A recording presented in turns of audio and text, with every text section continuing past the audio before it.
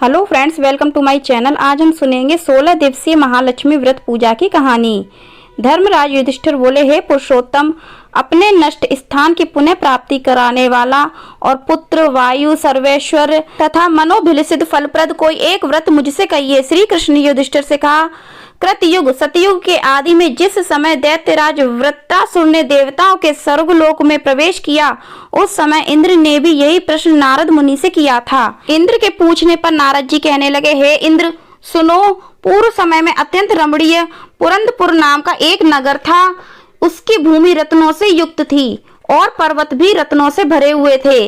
वहां की स्त्रियों के कटाक्ष रूपी नयन बाणों से कामदेव त्रिभुवन को स्वाधीन करता था। वह नगर धर्म, अर्थ, काम, मोक्ष इन चारों पुरुषार्थों का उत्पत्ति स्थान होने के कारण संसार का भूषण स्वरूप था। उसकी कारीगरी देखकर विश्वकर्मा भी अपने मस्तक को सदा हिलाया करते थे। उस नगर में मंगलमय मंगल नाम का राजा राज्य करता था। उसके साथ महादुर्भगा चिल्ल देवी और यशस्विनी चोल देवी, ये दो रानियां रहती थीं। एक समय राजा मंगल चोल देवी के साथ मकान के शिखर पर बैठा था। वहां से उसकी दृष्टि समुद्र के जल से घिरे हुए एक स्थान पर पड़ी। उस जगह को देखकर अति प्रसन्नचित्त हो अपनी दंत छवि से संपूर्ण दिशाओं को प्रकाशित करते हुए राजा ने हंसकर चोल देवी से कहा, हे चंचलाक्षी, मैं तुम्हारे लिए नंदनवन को भी तिरस्कृत करने वाला एक बगीचा बनवा दूंगा। राजा के वाक्य को सुनकर रानी ने कहा, हे कांत, ऐसा ही कीजिए। तदनुसार राजा ने उस स्थान पर बगीचा बनवा दिया। वह बाग थोड़े ही समय में अनेक वृक्ष, लता, फूलों और पक्षी गणों से संपन्न हो गया। उस समय उस उद्यान में अतिशय घोर आकाश स्पर्शी विकराल शरीर से युक्त मेघ तुल्य काला और रक्तवर्ण तथा चंचल नेत्रों से युक्त एक सूकर आ गया।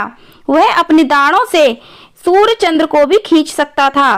गर्जन में वह प्रलय काल के मेघ सदृश था। उसने आकर अनेक वृक्षों को तोड़ मरोड़ डाला और उस उद्यान को चौपट कर दिया। हे युधिष्ठिर, उस सूकर ने किसी वृक्ष को जड़ से उखाड़ा, किसी को दांतों से उखाड़ा, किसी को दांतों की रगड़ से ही तोड़ दिया। काल के समान उस सूकर ने कई रखवालों को मार डाला। तब बगीचा के रक्षक भयभीत होकर राजा के पास गए और सब हाल कह सुनाया। यह बात सुनकर राजा के नेत्र क्रोध से लाल हो गए। राजा ने निजी सेना को आज्ञा दी कि शीघ्र जाकर उस सूकर को मार डालो। तदनंतर राजा भी एक मतवाले हाथी पर सवार होकर उद्यान की ओर चला।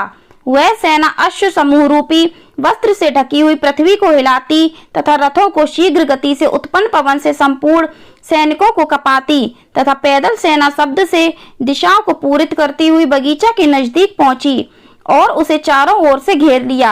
अपने उच्च घोष से दसों दिशाओं को प्रतिध्वनित करता हुआ राजा बोला, जिसके रास्ते से यह सूकराधाम निकल जाएगा तो मैं उस सिपाही का सिर शत्रु की भांति काट डालूंगा।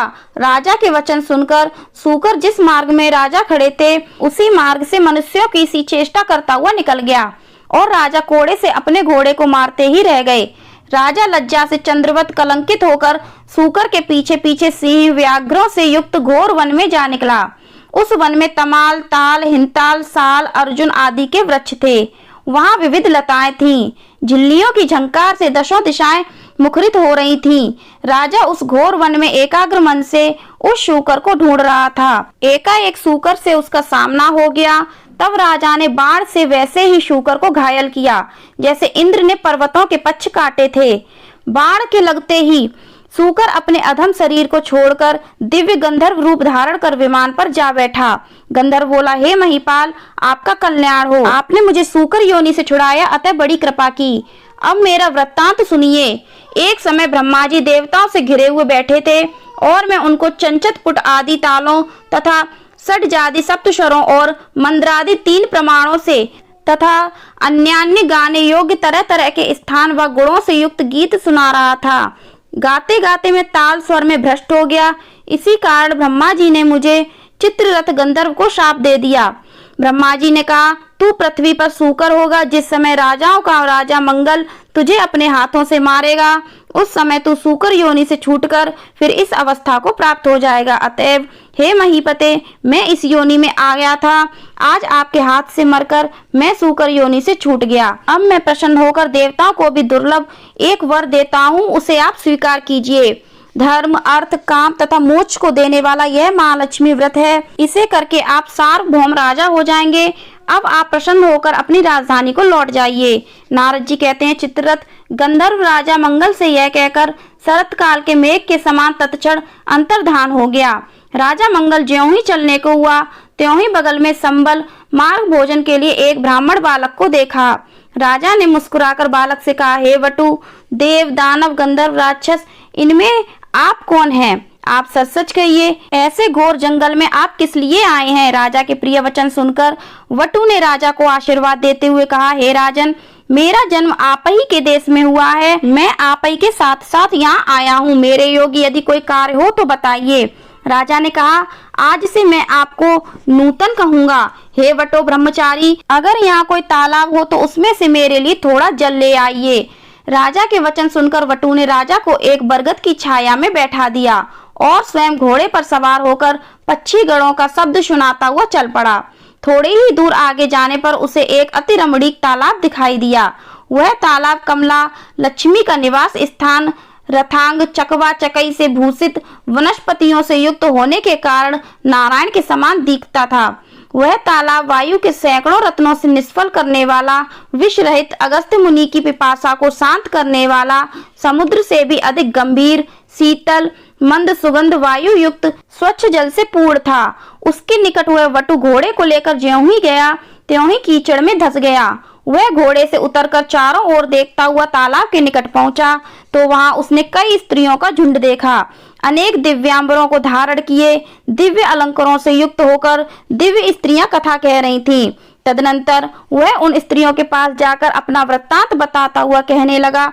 वटु ने कहा, बड़ी भक्ति भाव से यह आप क्या कर रही हैं? इसकी क्या विधि है और इसके करने से क्या फल होता है, वह मुझे बताइए। वटु के वचन सुन और दया भाव से प्रेरित होकर वे स्त्रियां कहने लगी, हे विप्र, तुम एकाग्रचित होकर श्रद्धा भक्ति के साथ सुनो। जो माया, प्रकृति और शक्ति आदि नाम से त्रैलोक्य में प्रसिद्ध है, उन्हीं महालक्ष्मी का यह व्रत है। हे वटु, इसकी विधि इस प्रकार है। इसका प्रारंभ भाद्रपद माह के शुक्ल पक्ष की अष्टमी तिथि से किया जाता है। उस दिन प्रातः काल उठकर 16 बार हाथ, पांव और मुंह धोकर 16 तंतुओं से निर्मित तथा 16 ग्रंथि से युक्त एक डोरी बनाकर उसे चमेली के पुष्प, कपूर, चंदन, अगर आदि सुगंधित पदार्थों से पूजा कर महालक्ष्मी नमः इस महामंत्र से उसके 16 ग्रंथियों को अभिमंत्रित करें और कहें, हे महालक्ष्मी, धन्य धान्य, पृथ्वी, धर्म, कीर्ति, आयु, श्री, घोड़ा, हाथी और पुत्र आदि यह सब मुझे प्रदान कीजिए। इस प्रकार प्रार्थना करके उस डोरे को दाहिने हाथ में बांधें और अक्षतों के साथ 16 दूब के पौधों को हाथ में लेकर एकाग्रचित होकर कथा सुने। जल में दूब को भिगो भिगो कर अपने सिर, हाथ तथा पैरों में मार्जन करें। भाद्रपद शुक्ल अष्टमी से आश्विन कृष्ण अष्टमी तक 16 दिन नित्य हाथ में अक्षत लेकर कथा सुने। 16वें दिन अश्विन कृष्ण अष्टमी को सायंकाल के समय जितेंद्रिय हो स्नान कर सफेद कपड़े पहनकर पूजा गृह में जाएं। वहां पर पूर्वाभिमुख हो पवित्र आसन पर बैठ अष्टदल श्वेत कमल बनावें। कमल दल के किनारे इंद्रादिक शक्तियों को लिखें। कर्णिका में श्वेतांगी, श्वेत वर्ण वाली, श्वेत पत्र, मोतियों से अलंकृत कमलासना, हाथ से युक्ता, कमलवत मुख वाली, शरद चंद्र के तुल्य कांतिमती चतुर्भुजा, 2 हाथों में कमल लिए अभयदायिनी, दोनों ओर से हाथियों के शुंडों के जल से सींचती हुई अटल छत्र युक्त महालक्ष्मी का ध्यान करता हुआ कपूर, अगर और चंदन से महालक्ष्मी की मूर्ति बनावें। उनका आवाहन करके कहें, हे महालक्ष्मी, विष्णु के स्थान से तुम यहाँ आओ। हे देवी, आप ही के निमित्त यह षोडशोपचार पूजन की सामग्री जुटाई है। हे विप्र, व्रती 16 दिन पूरा होने पर किस विधि से उद्यापन करे वह भी सुनो। सुवर्ण के श्रृंग से युक्त गौ तथा सुवर्ण आदि किसी विद्वान और वेद पाठी ब्राह्मण को दान करके दें। तदनंतर यथाशक्ति सुवर्ण देने से यह व्रत पूर्ण होता है। साथ साथ ब्राह्मणों को वस्त्रादिक भी दान देना चाहिए। इस प्रकार विधि विधान बता करके स्त्रियां बोली, हे विप्र, सब व्रतों में उत्तम यह व्रत हमने तुमसे कहा है। इसके करने से मनवांछित फल अनायास प्राप्त हो जाता है। हे विप्र, तुम इस उत्तम व्रत को करो और राजा से भी कराओ। यदि कोई अन्य श्रद्धावान पुरुष मिल जाए तो उनसे भी कहो, उससे भी व्रत कराओ। हाँ, नास्तिकों के समक्ष यह व्रत कभी मत कहना। स्त्रियों के वचन सुनकर ब्राह्मण बालक उन स्त्रियों को नमस्कार कर और घोड़े को कीचड़ से निकालकर और उसे पानी पिला। कमल के पत्ते में राजा के लिए पानी लेकर और घोड़े पर सवार राजा के पास आया। राजा को जल देकर उक्त व्रत का महात्म्य राजा से कहा और अनेक भांति की सामग्री जुटाकर उस व्रत को राजा से कराया। वह मंगल राजा एवं वटु इस व्रत के प्रभाव से राजाओं में श्रेष्ठ राजा हुआ। वह राजा मंगल घोड़े पर सवार होकर अपने नगर के समीप जा पहुंचा। राजा को आते देखकर पुरवासियों ने तुरई आदि बाजाओं को बजाते हुए, हाथों में बड़ी बड़ी ध्वजाओं तथा मालाओं को लिए, कलशों को सिर पर रखे घंटा आदि बजाते हुए आए। उस समय वह नगर अत्यंत सुशोभित था। मार्ग में रूपवती स्त्रियां राज दर्शन के निमित्त दौड़कर आ उपस्थित हुईं। कोई स्त्री चंचल हार हाथ में लिए, कोई खुले केश, कोई एक आंख में अंजन लगाए, कोई नितंबों के भार से पीड़ित और कोई पुष्ट स्तनों वाली स्त्री राजा को देखने के लिए तन बदन से सुधि भूलकर दौड़ी आई। इस प्रकार अगणित स्त्रियां राजा को देखने आई थीं। इनको दर्शन देते देते राजा मंगल उस ब्राह्मण के सहित अपने मंदिर के निकट पहुंचे। स्त्रियों से फेंके हुए धान के लावों से पूजित तथा उस ब्राह्मण वटु के सहारे घोड़े पर से उतरकर महाराज मंगल अपनी पटरानी चोल देवी के महल में गए। वहां जाने पर रानी ने राजा के हाथ में एक डोरा बंधा हुआ देखा। इस पर रानी ने अत्यंत क्रोध करके कहा कि मालूम होता है राजा शिकार के बहाने किसी दूसरी स्त्री के पास गए थे। उसी के सौभाग्य के लिए राजा ने हाथ में यह डोरा बांध रखा है। उसी का भेजा हुआ ब्राह्मण बालक भी मुझे देखने आया है। ऐसा विचार करके चोल देवी ने राजा के हाथ में बंधा डोरा तोड़कर पृथ्वी पर फेंक दिया। राजा मंगल भी सामंत मंत्री तथा अन्य भ्रंतियों के साथ वन की बातें कर रहे थे। इसी कारण राजा ने रानी को डोरा तोड़ते हुए नहीं देखा। संयोगवश उसी समय चिल्ल देवी की एक दासी वहां कुछ कहने आई थी। उसने वह डोरा उठाकर उस ब्राह्मण वटु से उसका कारण और व्रत पूछा। तब दासी ने चिल्ल देवी के पास जाकर वह व्रत बताया और ब्राह्मण वटु को बुलाकर विधिवत महालक्ष्मी का उत्तम व्रत किया। 1 वर्ष बाद महालक्ष्मी पूजन के दिन चिल्ल देवी के महल में बाजों का शब्द हुआ और यह शब्द राजा मंगल ने भी सुना। तब राजा को महालक्ष्मी के व्रत की याद आ गई और ब्राह्मण वटु से कहने लगा, अरे आज महालक्ष्मी की पूजा का दिन है, मेरा वह डोरा कहाँ है? यह पूछने पर वटु ने चोल देवी के द्वारा डोरा तोड़े जाने का वृत्तांत कहा। वह सुनकर राजा चोल देवी पर अत्यंत कुपित हुए और कहने लगे, आज से चिल्ल देवी के ही घर में पूजा करूंगा। इस प्रकार से राजा ब्राह्मण वटु का सहारा लेकर लक्ष्मी जी के पूजनार्थ चिल्ल देवी के घर में गए। उसी समय लक्ष्मी जी एक वृद्धा स्त्री का रूप धारण कर परीक्षा के लिए चोल देवी के महल में गईं। चोल देवी वृद्ध रूप धारणी लक्ष्मी जी से कहने लगी, अरे दुष्ट, तू यहाँ से शीघ्र चली जा, मेरे घर में आने से तेरा क्या लाभ है? दुष्टा चोल देवी से अपमानित महालक्ष्मी चोल देवी को शाप देते हुए कहने लगी।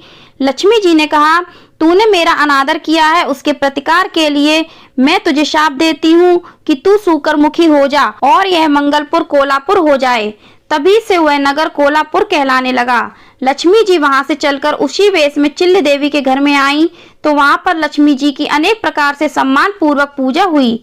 पूजन के बाद लक्ष्मी जी ने वृद्धा रूप छोड़कर सत्य रूप धारण किया। तब चिल्ल देवी ने पंचोपचार से भली भांति उनका पूजन किया।